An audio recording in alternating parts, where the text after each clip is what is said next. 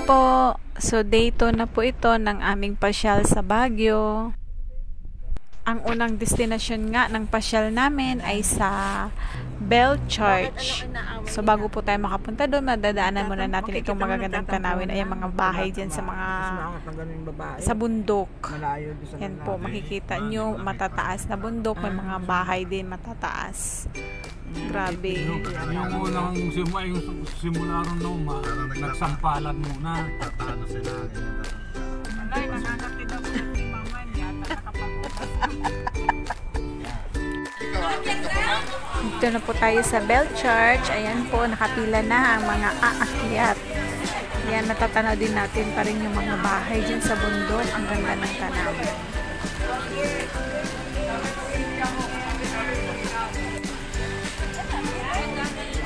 Bilangin mo.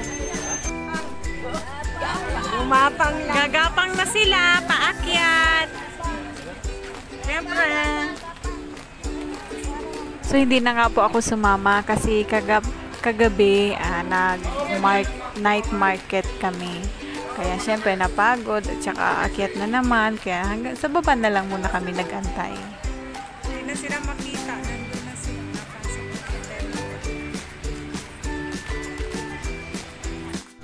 Tapos nga ng aming pasyal sa Bell Church, ito nadaanan namin tong makulay na mga bahay dito sa gilid ng bundok para siyang pasinayan yung project na binibenta namin sa Naik.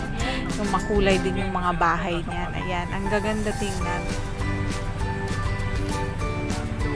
Bago lang yung yero.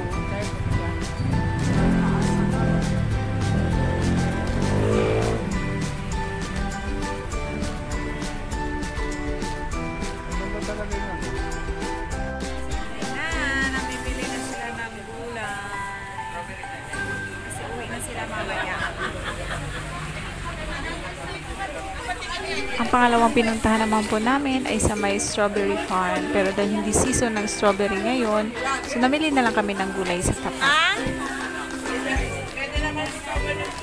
Wala akong Kahit ganyan. hindi season ng strawberry, nakakabili ka pa rin naman po ng strawberry kasi marami pa rin nagtitinda sa labas. Kahit dyan sa pinagbilhan namin ng gulay, sa harap niyan marami mga strawberry. Kahit anong pasalubong po, marami dyan.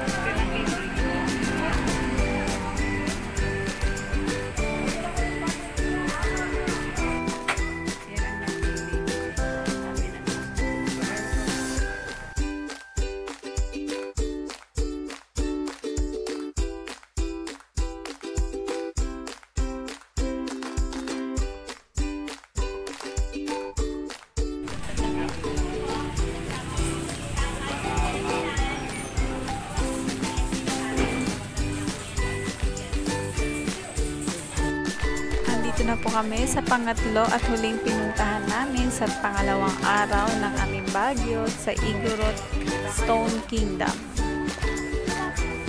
Bakit ganun?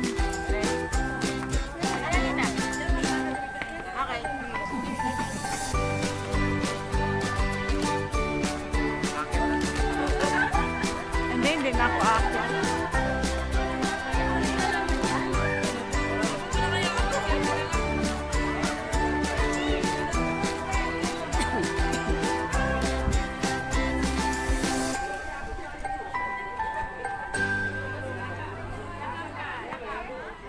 Vlogger, kung ka vlogger.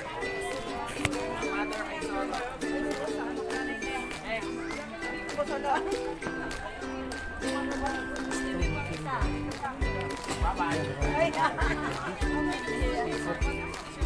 Bye-bye.